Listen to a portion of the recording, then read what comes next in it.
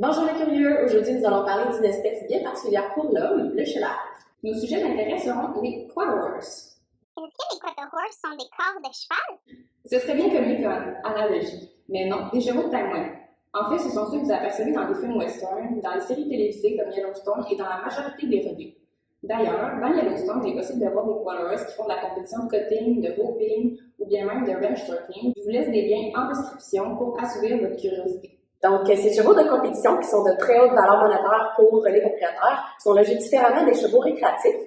Les chevaux récréatifs, eux, vont être logés principalement intérieurs, ils vont avoir un accès aussi extérieur, seul ou en groupe. Au contraire, les chevaux de compétition, eux, vont être majoritairement placés dans des stalles individuelles intérieures seulement. Donc, les propriétaires de ces chevaux vont éviter les risques liés à un logement alterné intérieur-extérieur ou 100% extérieur. Mais cependant, est-ce que le bien-être de ces quarter horse de compétition va être respecté? Est-ce que les chevaux vont développer des problèmes comportementaux en restant 100% seuls à l'intérieur? Pour commencer, le bien-être animal peut être évalué par des critères découlant des 5 libertés. Donc, en effet, les évaluateurs du bien-être animal vont utiliser le concept de ces 5 libertés pour s'assurer que le bien-être des quarter horse va être respecté. Vous vous demandez sûrement là, si on parle de bien-être, c'est qu'il va y avoir certaines lacunes dans le bien-être animal de ces quarter horse qui logent 100% à l'intérieur.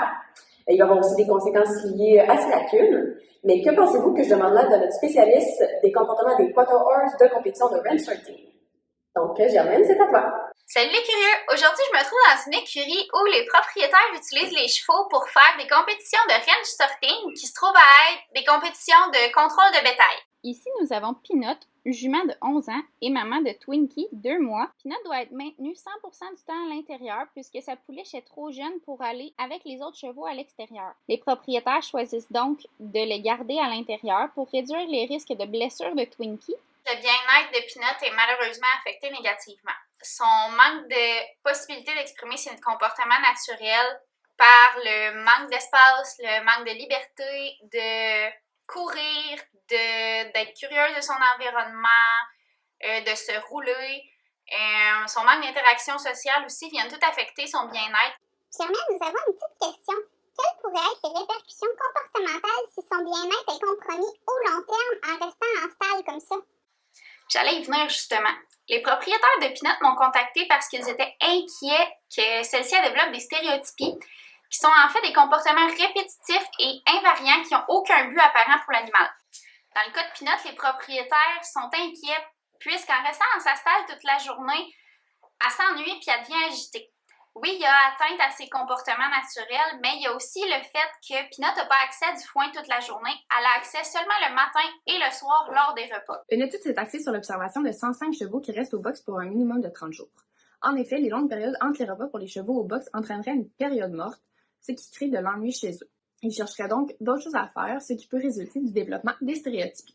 Le développement de stéréotypies retrouvées chez les quarter horse de compétition sont directement liés au statut nutritionnel, au statut physiologique, au comportement alimentaire, à la routine d'entraînement puis à la génétique du cheval. Donc, elles se développent assurément lorsque les chevaux sont en manque de stimuli optimaux pour favoriser l'expression de leur comportement naturel. Est-ce qu'ils ont des caractéristiques qui favorisent le développement de comportements anormaux lorsqu'ils sont ennuyés? Très bonne question. Dans un article que j'ai lu récemment, les auteurs parlent des différents traits de personnalité qui existent entre les races. Ont une certaine prévalence génétique à être curieux, sociables, protecteurs, puis réactifs aux stimuli de leur environnement.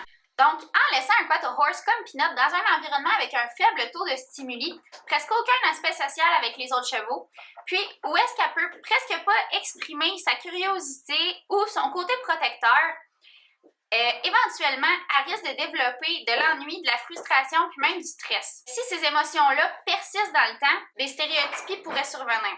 Mais quelles stéréotypies précises pourraient se développer?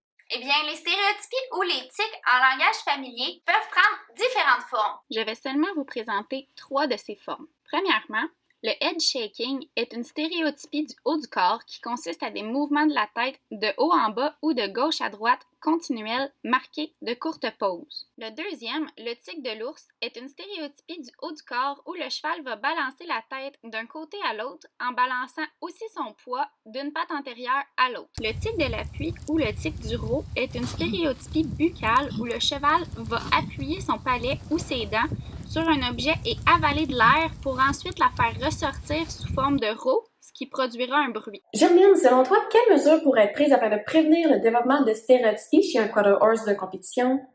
Les propriétaires pourraient essayer d'imiter au mieux un régime alimentaire ou une régie d'alimentation semblable à celle que le cheval aurait naturellement à l'extérieur. Une solution pour les propriétaires pourrait être de diviser les rations quotidiennes en plusieurs repas. OK.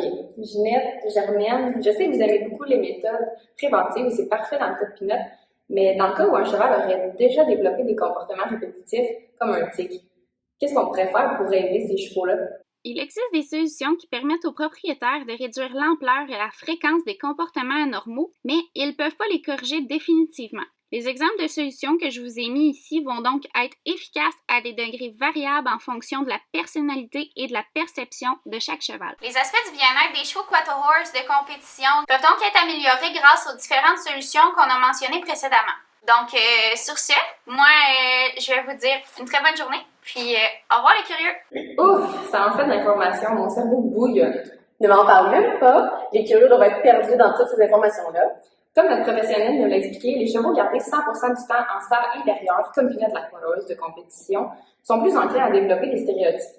Ces comportements anormaux peuvent être occasionnés par le mal-être physique ou même psychologique en lien avec une négligence de certains aspects reliés au concept des 5 libertés et du bien-être des chevaux.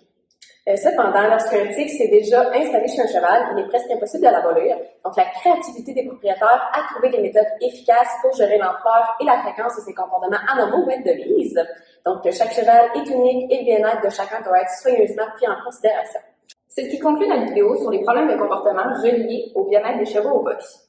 En espérant vous en avoir appris davantage sur ces bêtes, nous vous disons à la prochaine fois les curieux!